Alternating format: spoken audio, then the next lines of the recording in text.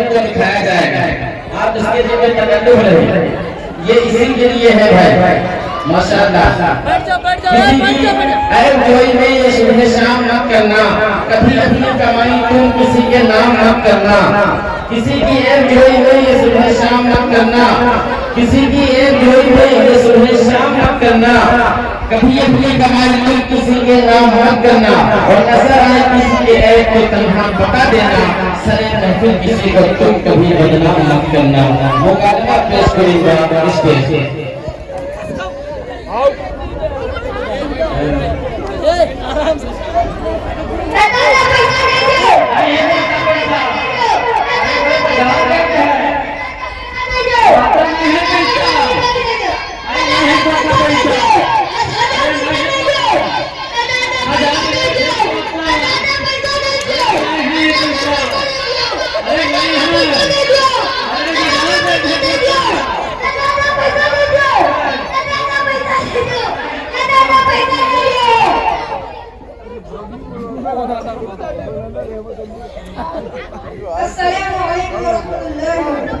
वालेकुम सलाम मौलवी साहब।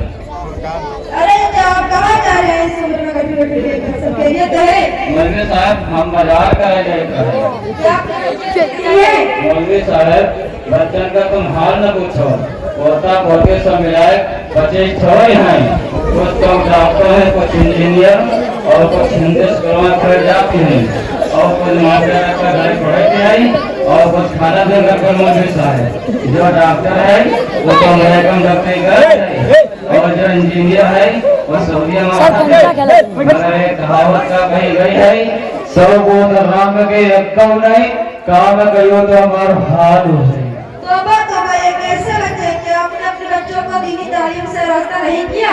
नहीं, हाफिज मौलवी बन के का होई, खाली कुर्ता झाड़ घूमी मारी पीटी अलग से हमको मारी और हमारे बुढ़ियों को मारी, कमाई के 1 रुपये न दी तो फिर हमारे डाली अलग से, तो हम कहा भाई मौलवी साहब। अरे ये तो बड़ी गंदी सोच है कि हिंदी अंग्रेजी पढ़ेगा तो खिलाएगा, और मौलवी या हाफिज बनेगा तो भूखा मारेगा। हम सोचित है इनका अगर हाफिज मौलवी बने गए तो कोई मदरसा या मस्जिद में यहाँ ज्यादा ज्यादा 2 या 3 हजार रुपए कमाई है, तो खुद का खर्चा करी है, और लड़का और मेहरारू का क्या है, और कहाँ का क्या है, बताओ कैसे परिवार का थोड़ी एक खाते नहीं पढ़ाया इन्हें। देखिए क्या हमारे मोहतमीम साहब तशरीफ ला रहे हैं, जरा इनसे बात करते हैं।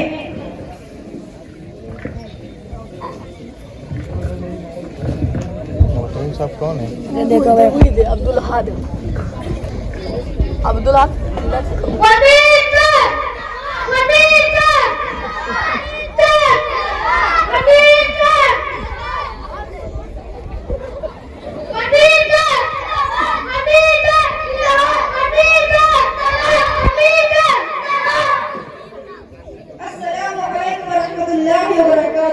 वालेकुम अस्सलाम व रहमतुल्लाहि व बरकातहू। हजरत हम आपके मदरसे में पढ़ते हैं, ये बच्चा कह रहे हैं कि मौलवी हाफिज 2-3 हजार रुपये कमाता है, खुद क्या खाएंगे बच्चे, अपने बीवी बच्चों को खिलाएंगे? जरा इनका भी मसले कुछ बतला दीजिए।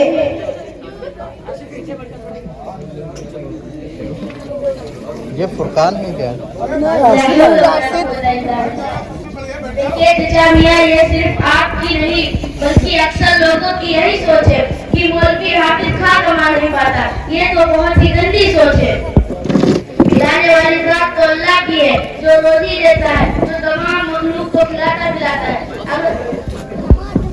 अगर रोजी का ताल्लुक डिग्रियों से होता तो ये अनपढ़ लोग भूखे मर जाते, लेकिन ऐसा नहीं है।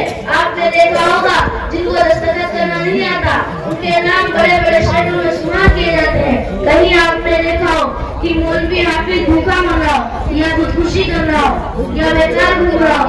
खाली का उसकी इज्जत होती है। उसके बरखिलाफ आप देखेंगे बीए करने वाला घूम रहा है, अगर वो डॉक्टर है तो उसकी डॉक्टरी नहीं चली, अगर कोई वकील है तो उसकी वकालत नहीं चली। अगर आप सरकारी नौकर से पूछोगे कि आपकी तनख्वाह कितनी है तो वो कहेगा 1 लाख रुपए है, और खर्चा बहुत ही मुश्किल से चलता है। एक मौलवी की तनख्वाह 5,000 6,000 है, लेकिन वो जवाब क्या देगा? कि अल्हम्दुलिल्लाह बहुत अच्छी जिंदगी गुजर रही है और अल्लाह की मदद उसके साथ रहती है। वो कभी किसी की शिकायत नहीं करता। चचा मियाँ, ये दिन वो दिन है जिसको हज़रत मोहम्मद मुस्तफ़ा सल्लल्लाहु अलैहि वसल्लम लेकर आए और सहाबा किराम रज़ियल्लाहु अन्हुम को सिखाया और बताया, फिर आज ये दिन हम तक पहुँचा है। और कुरान करीम जो अल्लाह की किताब है उसका एक एक हर्फ सही और सालिम है, एक नुक्ते की कमी वैसी नहीं हुई, जिसको हम मदरसों में पढ़ाया और सिखाया जाता है। दीन की तालीम ये क़यामत तक चलती रहेगी। दीन का पढ़ाने वाला कभी भूखा नहीं मरता। और रही बात आपके रिज़्क़ की, तो रिज़्क़ का ताल्लुक डिग्रियों से नहीं है, बल्कि वो तो अल्लाह के ज़िम्मे है। कुछ बात आपके समझ में आई चचा मियाँ कि नहीं? हाँ मौलवी साहब, आपका बात तो वो ठीक है, मगर लड़का बात कहना नहीं मानते रहे तो हम क्या करें मौलवी साहब? देखिए, जो अगर अपने बच्चों को दीनी तालीम दी होती तो ऐसा हरगिज़ ना होता, वो आपका कहना मानते और आपका खिदमत करते।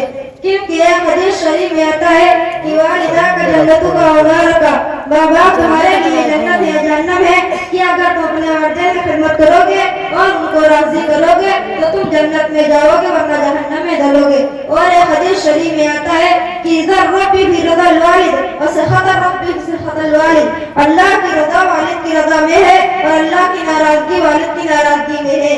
मतलब यह कि अगर तुम अल्लाह को खुश करना चाहते हो तो अपने वालिदैन की खिदमत करके उनको राजी कर लो तो अल्लाह खुश होता है। अगर तुम अपने वालिदैन को नाराज किया, उनका कहना नहीं माना, तो अल्लाह भी नाराज रहेगा। आई बात की समझ में? हाँ मौलवी साहब, आएगा वह समझ में। हाँ चाचा, आपको दीन के मुताबिक कुछ मालूम है? हाँ, तो तुम्हारे अकेले मुसलमान होगा? हाँ तो बताइए, वजू में कितने फर्ज हैं? वजू में यह 3 फर्ज हैं। नंबर 1, दोनों हाथ कंधों का धोना। नंबर 2, गर्दन का मसा करना। नंबर 3, दोनों पैर घुटनों तक धोना। अस्तगफिरुल्लाह, अस्तगफिरुल्लाह। वजू में 3 फर्ज नहीं बल्कि 4 फर्ज हैं। नंबर 1, पेशानी के बालों से ठोड़ी के नीचे तक 1 कान किलो से दूसरे कान किलो तक पूरा चेहरा धोना। नंबर 2, दोनों हाथ के अंगुलियों समेत धोना। नंबर 3, चौथाई सर का मसा करना। नंबर 4, दोनों पैर टखनों समेत धोना। चाचा, आपको वजू के फराइज याद है तो गुस्ल के फराइज भी याद होंगे?